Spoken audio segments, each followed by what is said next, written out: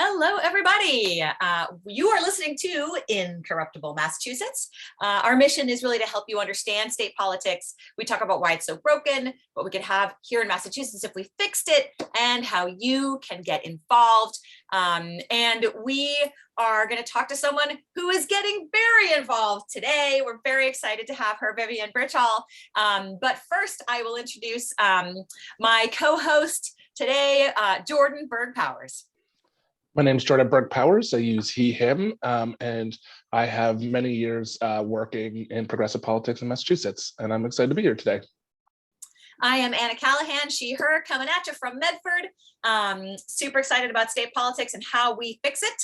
So Vivian, I would love to, if you don't mind, introducing yourself. If you want to tell us just a little bit about who you are. We're going to dig in deep in a few minutes, but where you're running and what you're running for and all that, that would be amazing. Hi, Anna. Hi, Jordan. It's exciting to be here. My name is Vivian Birchall, and I'm a first-generation immigrant from Uganda running for a state representative for the 14th Middlesex district that is covering the towns of Acton, Concord, Chelmsford, and Carlisle.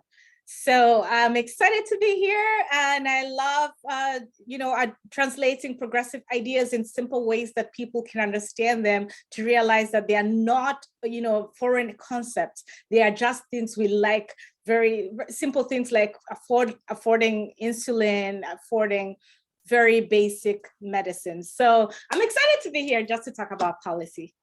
Yay! Well, we love talking, us, we love talking about policy. We love making things simple for people. And, we would start off, do you just want to tell us a couple of your, what are some important policies to you?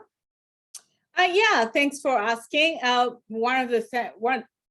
number of policies are important, and some of them really cut across, they're cross-cutting. So, but healthcare is one of the top issues that I hear about the most. Education, climate change, which is cross-cutting in many ways. Women's, oh my goodness, I should have started with that. What had just happened, with the news that broke out last night is horrific. It's mind-boggling. I don't know where we're heading, but I know that I am so determined to make sure that we protect women's rights here in Massachusetts and find ways to protect them in our country.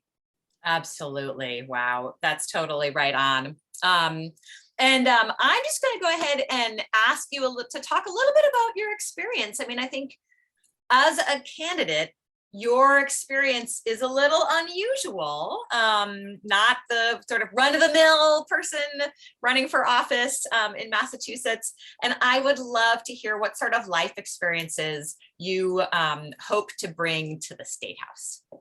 Absolutely, Anna. So just like you mentioned, I'm not the typical candidate, who fits the status quo kind of criteria. So my candidacy is shaped on life and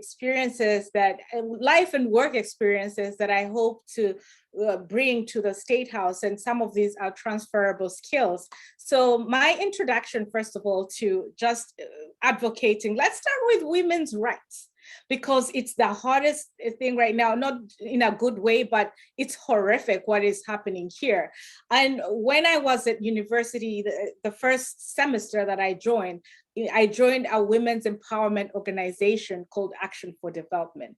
This was focused on empowering women, advocating for women's rights and equal opportunity and access to, to services, to healthcare, to all these things. So when I see what's happening in the United States, I'm like, we were supposed to, as a country, we are supposed to be the leaders, and we're trailing back. And because of that introduction to activism, and I was raised by a single mother, so I know how hard women work and how hard we can fight, and I'm ready to fight for us. But also after that, after graduating, I joined I would start working with our legislative body, which we call the Parliament. And my terms of reference was to mobilize legislators to pass access to information legislation.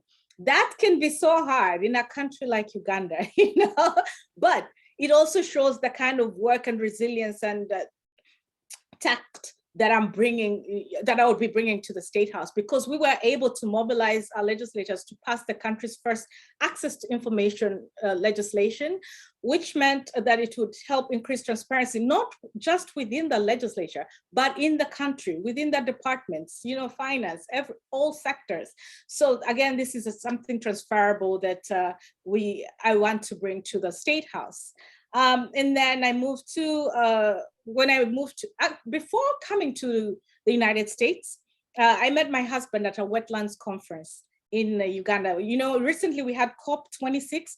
I met him at COP9. That's how far back I go with climate things. Wow. The legislators that I was working with, some of them were part of the hosting committee for our COP9, which was held in Uganda. So we've been fighting for climate change, and that one was focused on wetlands. How do we protect wetlands in a way that sustains the lifestyle of people who live around those wetlands? So as we talk about climate legislation, I have this transferable skill of trying to understand or try to pay attention to the people living in the areas that we are fighting for, so that we do not disrupt their lifestyles. So if I'm in the State House, I will be the person who will raise my hand and say, as we're proposing this bold action, as we're transitioning away from fossil fuels to electric appliances, we have to think about the lifestyle of people, how they cook their food. How is this going to change their cuisine? Why do people prefer gas stoves, and what alternatives can we give them? So this is why it's important to elect me as your next state rep. But then I worked volunteered with the prosecuting attorney's office in Hawaii. And guess one of the issues that we were working on was I was assigned to research how we can implement environmental courts, because they realized that protecting the environment was very critical to an economy that was very reliant on the environment. And there were many polluters, people using bad fishing habits. So I have that experience of trying to, understand a process of creating, even if it's a commission here in the state of Massachusetts, to explore the establishment of an environmental court so that we can hold polluters accountable very quickly. And then I worked for the local government here in Acton, so in the land use and economic development department. So that gives me the understanding of how local government operates. And if we are creating legislation at the state level, then I have an understanding of how it intersects with local laws, and probably will, and I already have this kind of collaborative entry points with state, because they're the implementers. The local governments are the implementers of all the legislation that comes from the state. So engaging them is going to be something so easy for me because I understand how it works. So these are some of the skills. And of course, right now I'm a presenter on Acton TV, a host, producer, and I engage in conversations about issues in our local government, in our state, and in our country.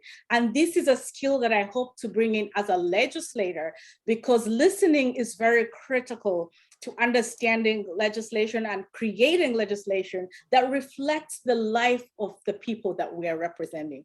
If people don't see themselves in the legislation we are creating, then we are failing as legislators. So I don't want to be one of those who are failing. And this is what I'm bringing to the State House. Thank you. So one of the things that I love whenever I get a chance to talk to you is just the depth and wealth of knowledge you have on these issues that, even by, there's some really impressive people we've elected to the State House, but even by those standards, your background is super amazing and super accomplished. And one of the things, one of the reasons I think it's good that I thought it was important that we allow you to just sort of talk about all the breadth of experience you have is that Black women, and especially Black women, but definitely people of color and women generally, but especially Black women and women of color, have to accreditate themselves to people more than other folks. Or like, you don't get to show up with the assumed understanding that you could just do the job. You have to go, people just assume that, oh, well, I mean, maybe, I don't know, maybe you could do something else for that, but you can't actually do the job. And so one of the things that we experience is that that's why it's difficult to just get at this problem in the State House, which is that the State House is overwhelmingly out of step with the democracy that it represents, right? Like we are, as a state, we have far more women in this state than are represented. I think it's somewhere around 21% to 29%. I can't remember the top off my head of representation in the State House. Obviously, 51% of women in people in Massachusetts identify as women. Certainly there are other there are other parts to the district, and the person whose space you're taking was somebody who was really, took over from Corey Atkins, who was also groundbreaking in her own right in terms of ensuring that we were moving that ball forward. And it's something that I've actually really appreciated when we went and talked to constituents, at least in the old district with Representative Gouveia, who I had the pleasure of door knocking with, is understanding the importance that we move those forward. So talk to me a little bit about your experience, both your lived experience and how you hope to bring that to the State House. And also think about especially the importance of what in this moment where we are seeing retrenches on things that are reproductive care, right? Like one of the things that struck me when I was stupidly reading through the decision to roll back Roe is the callousness by which they treat women's healthcare as just sort of like a side thing, right? Like, oh, it's just a little thing, taking away women's ability, forcing women to have babies, right? Like the way it gets talked about in the thing is just shockingly from a perspective of somebody who will clearly never have to carry a pregnancy and all of the things that go with it, right? Like that lived experience is so lacking in that statement that it's clear to me how much we need representation. So I don't know, talk to me a little bit about how you hope to bring that in and your thoughts about the work that we need to continue to do to just push a diverse lived experience in the State House and why that matters for constituencies. I absolutely, thank you for bringing that up, Jordan. I want to start with the just representation of women. You just gave out compelling statistics that they're not quite, but majority of the residents in Massachusetts are women. Guess what will happen in our district if a woman is not elected? All the representatives, both representatives and senators of the 4 towns, Acton, Chelmsford, Concord, and Carlisle, will all be male. If we don't elect a female in this particular race, all of them will be male. So all the 4 towns, let that sink in, will not have a female, either representative or senator in the legislature. Wow. But that's not it. And in addition to that, we'll be reducing the amount of females who are already in the legislature. And so when we are threatened, by the Supreme Court with, the appalling news that came out last night, we at a state level need to very, fervently just protect the rights of women. And it just doesn't go to it's not just abortion rights.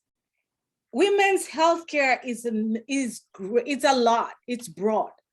And this is why my race is important. When I look at how many, you just gave again statistics of women, and I don't even know whether that included girls in schools. They will not have an advocate, a female advocate in our district for them, either to get, female hygiene products in their schools, which is something I strongly believe in, or to care about their reproductive health as young girls. Not because the males don't care, but because they don't have that lived experience and it won't come to them easily. We've had some of the most amazing male allies, in the State House, but their allyship just goes to a certain degree. But when we're coming down to understanding legislation and actually creating legislation that will make a difference for the girl child or for the female, it takes a lived experience to get, you say that the devil is in the details, to get those details right. And this is why my race is important, or one of the reasons.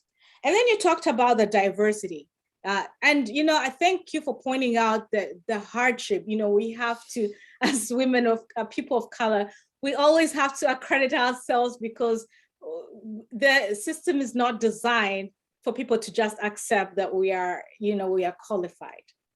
But it's okay. We're still breaking those barriers. And I don't shy away from that. I will continue, telling the story whenever given the opportunity of how much of the experience I'm bringing. It might not be from Acton. It's from all over the place, but we are all human beings at the end of the day. And the best thing, the best way of working oftentimes is to share best practices, because reinventing the wheel all the time is not the best course of action. Not all movement is progress.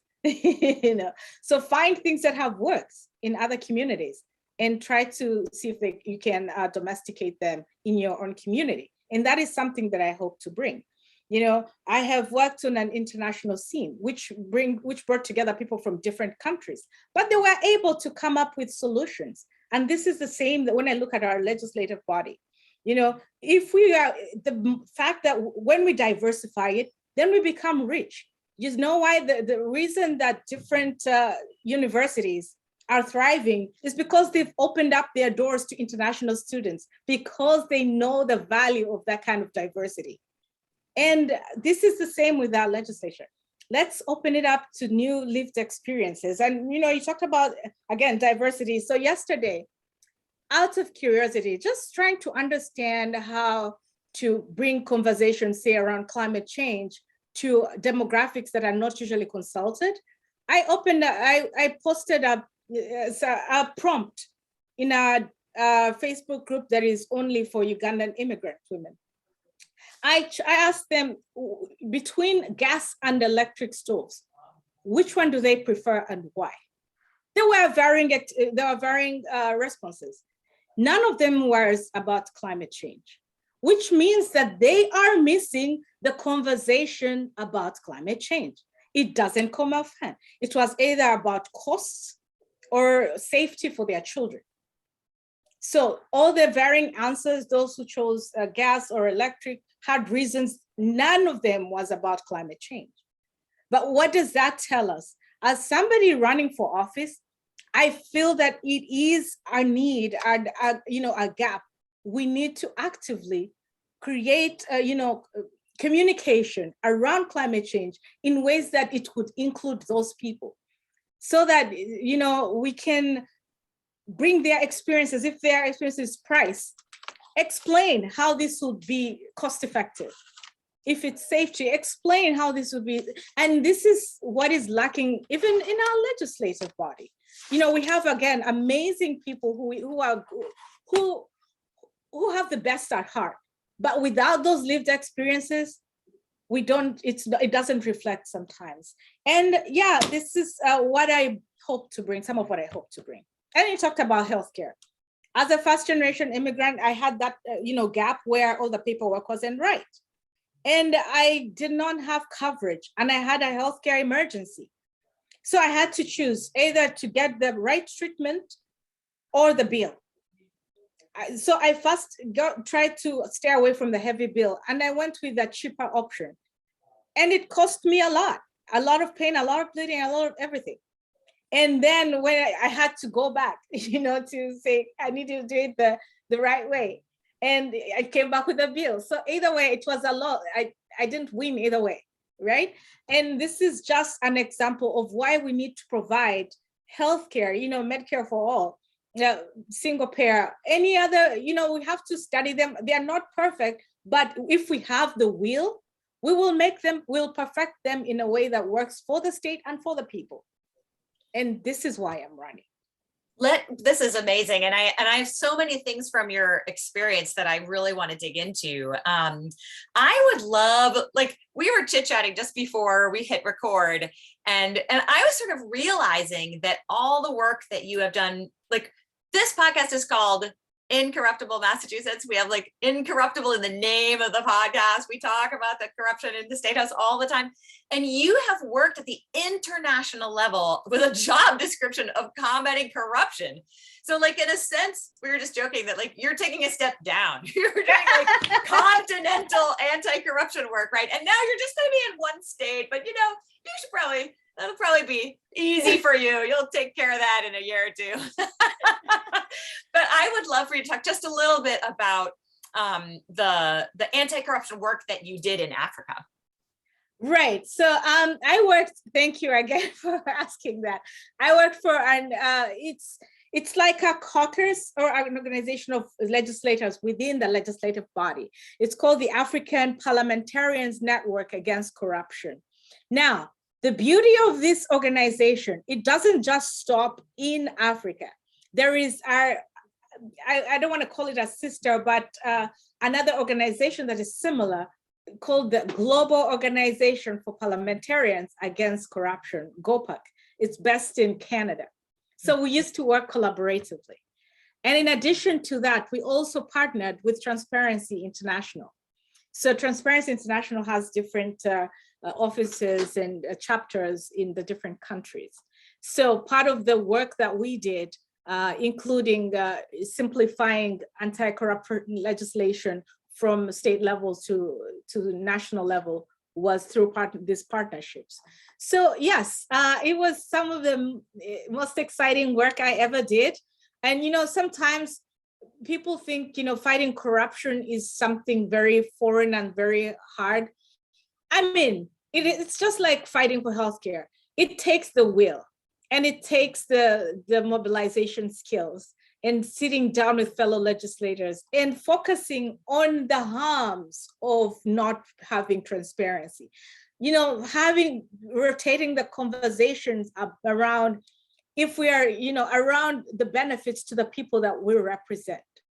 And that is something that I hope that I would want to do with the State House, to help do some kind of conversation, I want to call it sensitization, around the harms of the lack of transparency, how people are affected by legislation that sits in the State House for 30 years, 20 years, 10 years, because they are human lives that we are playing with.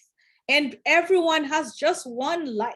So once we we put people in, personalize the dangers of lack of transparency, then we really see the injustice we are doing to the people we are representing. And that's the angle with which we used, at APNAC. And it's the same that I hope to bring to the State House. And again, I also believe in building coalitions, fellow progressives, to work together. I mean, I think the thing that happens in the State House is people see themselves as more accountable to the other legislators and to the people in power than they do their constituents, to your point. One of the things we'll hear all the time is, oh, well, I can't say anything because that will hurt another legislator, or that will make them look bad in their communities. And so there is a better allegiance to the club than there is to the people they're serving over and over. Yes. And I think the other piece that happens is that it feels like, because the harm that's done isn't bad legislation, it's no legislation. And I think that's the other piece that's hard for the legislators to get, is that they say like, oh, well, what's the result of them being not transparent, of the State House being totally beholden to one person? Like, I joke that we could automate most of them and just let the speaker control robots, right? And then they can learn about an issue they're not working on as well. Like, what's the cost of that? The cost isn't that they're passing bad legislation. The cost is that big problems never get handled, that we work at the margins. We do a little bit with the budget. We pass maybe one bill a year that's of consequence, maybe two. But like big issues, housing, healthcare, transportation, education, climate, they everything. Barely get dealt with, or they get dealt with like, oh, we'll do one, and then we'll do one, and then we'll do one. And like those, then the problems compound, because by the time they've gone about maybe trying to address it, right? Like, look at climate. They had a good climate bill, but like it's too slow, too late. And by the time they come around to actually update it, to fix it, to make it have teeth, to address some of those problems, we're all going to be underwater. Really, it's just they just don't get the pace of change. So I think the thing with transparency, to your point, is just like, who are you accountable to? And because there's so little, because most of the races in Massachusetts only happen when there's open seats, and because most of the stuff that happens is behind closed doors, people feel more beholden to the club than they do to the people, to your point. Yeah, Anna. 100%. 100%. Vivian, oh my gosh, I think we could talk to you for an hour or more. I would love to, but we're coming up on time. So I have to ask you this last question, because this is like the most near and dear to my heart, which is the dream of Incorruptible Mass, the organization, is to reinvigorate democracy, right? That's the real work that we're doing here. Now we're running a slate of candidates, we're electing people, blah, blah, blah. We're doing those things, but the true work is reinvigorating democracy. And the way we see that is that we support our elected officials. We help them in terms of like reading, being able to read through the legislation. We help them with things like constituent services, because it allows them to do it frees them up to finally do the most important job, which is engaging marginalized voices and engaging everyone in the political process.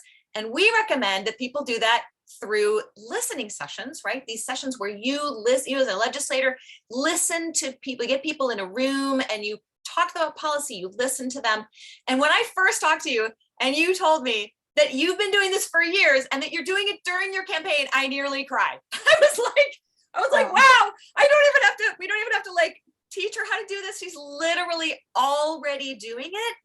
And I was so excited. And I really want you to talk a little bit about these listening sessions, how many years you've been facilitating them for, and the change that you see in terms of people becoming interested in politics when they're heard. Absolutely. Thank you again, Anna. When listening to people, and you've talked about listening, I don't know how many words you mentioned that word, but it's critical. So I'm glad you said that. Because it really is the key, in my opinion, to be, a great legislator, because it takes the listening and not just hearing. Often people confuse hearing and listening. Hearing, you'll just hear voices and words going and go out. But listening is actually understanding the word, understanding the frustration, watching the body expressions, the mood, the facial expressions, and translating all those into the right legislation. And I'll tell you, I'll give you an example. When we talk about, we don't see immigrants in certain spaces, why don't they come out to talk if they are so concerned about racial justice, about whatever issue? It's not their absence is not because they don't care. You're not listening or you're not paying attention. The people who don't pay attention are the ones who come up with those phrases.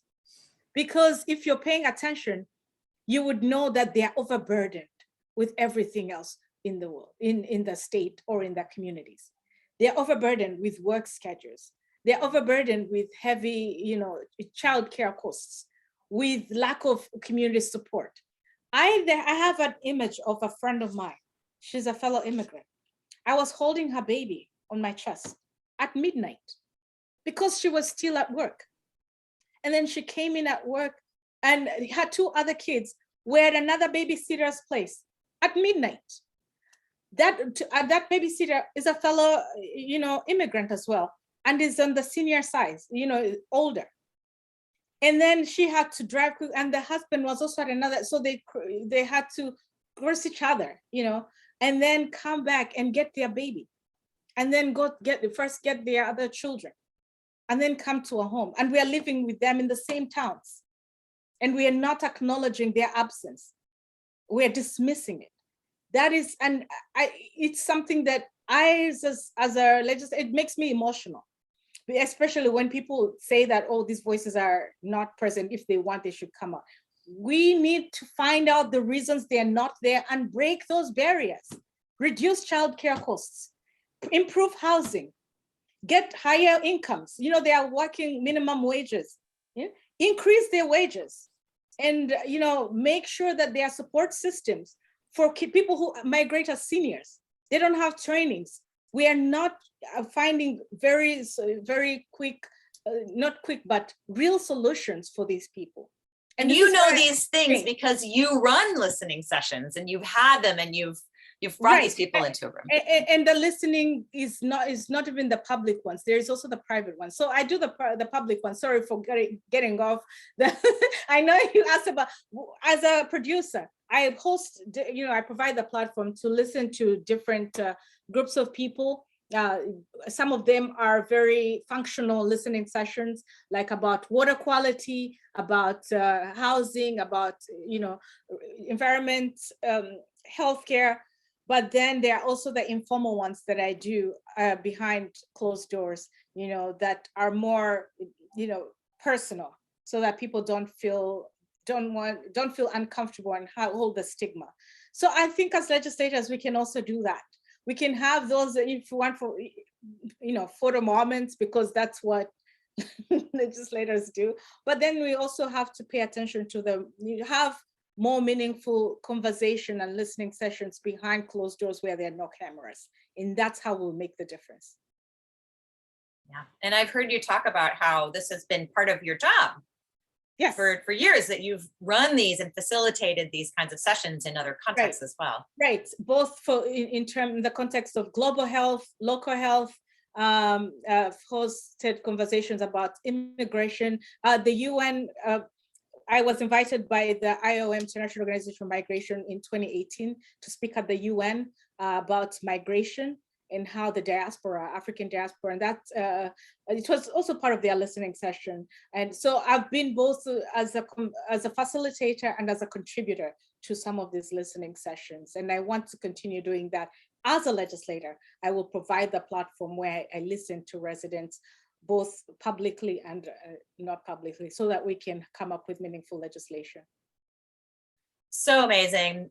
Vivian, it is wonderful to have you on the team, and I'm so grateful that you're running for office. Jordan, do you have any final words? We're going to go ahead and close this one up. No, good luck. Thank you. It's been amazing just being with the two of you.